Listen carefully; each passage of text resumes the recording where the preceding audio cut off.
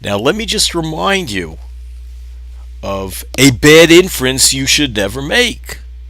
And he comes through the way this question is right at the top of the screen. Can a valid argument have a false conclusion?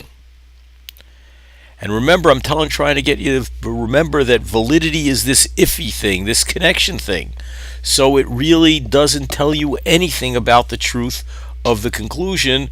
So we see a valid argument can have a false conclusion.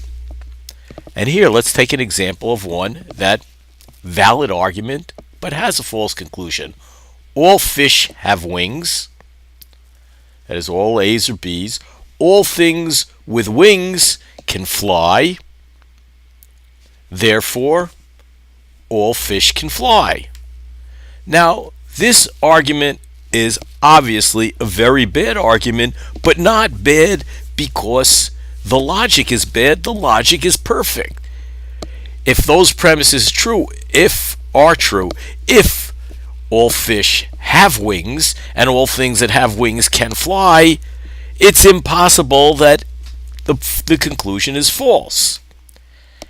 So the argument is clearly logically valid. It has good logic. But it's perfectly preposterous. The conclusion there, we know, is false. So it's clear that you can have a valid argument with a false conclusion. And even though it's a little confusing in this case, notice if we take a look, the problem with this argument is not the logic. The problem is that the premises aren't true.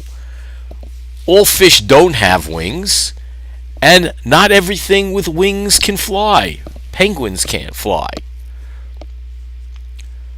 But what you can have is a valid argument, one where the logic is good and the premises are true, and yet have a conclusion that's false. So that's the important difference.